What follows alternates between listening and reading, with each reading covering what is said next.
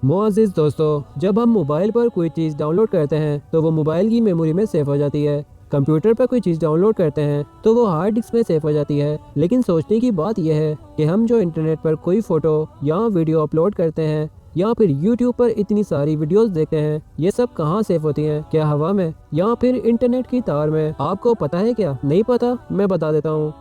Google data centre में। जी हाँ, ये वही जगह है जहाँ आपका और मेरा डेटा महफूज है। और ये जो आप मेरी वीडियो देख रहे हो, ये भी पता नहीं दुनिया के कौन से कोने में, कौन से डेटा सेंटर में, कौन सी हार्ड डिस्क में सेफ है। लेकिन फिर भी इस वीडियो को आप तक पहुँचने में पूरा 1 सेकंड भी नहीं लगा होगा। मतलब क्या? आप सोच सकते हैं कि ये प्रोसेस कितना तेज है। क्या कभी आपने सोचा है कि फेसबुक, इंस्टाग्राम या सोशल मीडिया पर कई सालों से आपने जो वीडियो या फिर कोई पिक्चर अपलोड की हुई है वो अभी तक अपनी जगह पर मौजूद है और बिना किसी छेड़छाड़ के आपका अकाउंट और डेटा अभी तक महफूज है। लेकिन आखिर इतनी सिक्योरिटी आ कहाँ से रही है?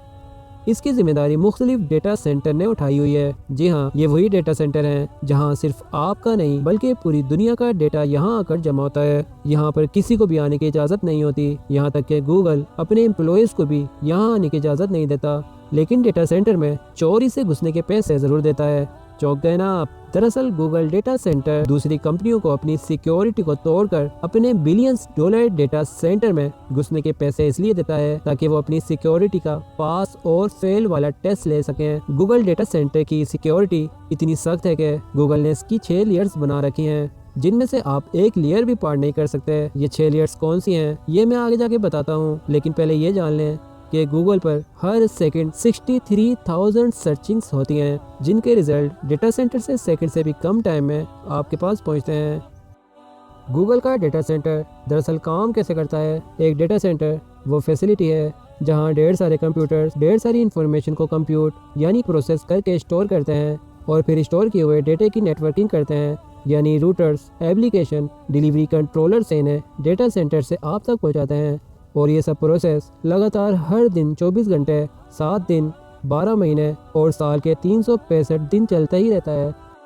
यही वजह है कि आप जब भी कोई भी चीज़ इंटरनेट पर सर्च करते हैं तो उसका रिजल्ट 1 सेकंड से भी पहले आपके सामने होता है। गूगल हर दिन तकरीबन 20 बीटाबाइट डेटा प्रोसेस करता है। लेकिन दोस्तों ज़रा सोचें, जहाँ पर पूरे इंटरनेट की बैकबोन है वहाँ पर अगर ऐसी कोई प्रॉब्लम आ जाए तो पूरी दुनिया इधर की उधर हो जाएगी, क्योंकि इंटरनेट हमारी ज़िंदगी का एक अहम हिस्सा बन चुका है, क्योंकि हर काम आज के दौर में ऑनलाइन ही किया जाता है।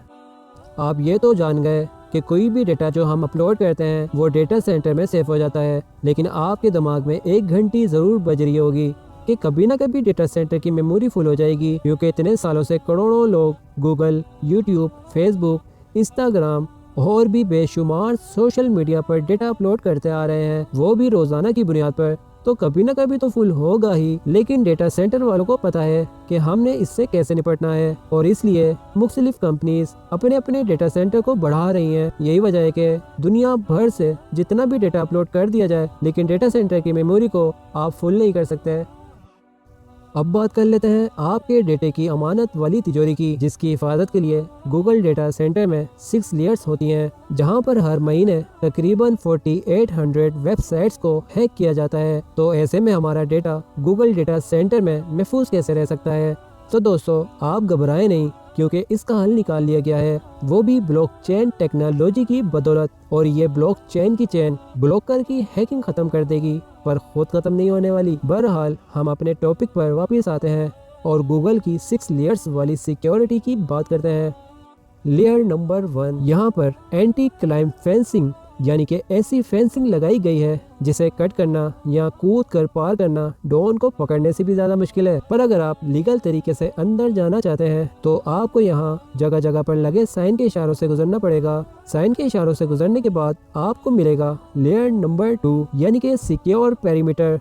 इस स्टेज को पार करने के लिए आईडी पास होना चाहिए, वरना यहाँ से ही आपको टाटा बाय बाय बोलकर भगा दिया जाएगा। Layer number 3, building access. अगर आपके पास आईडी है तो यहाँ आप सिर्फ अपना आईडी और अपनी आंखों का स्कैन करवा कर जा सकते हैं।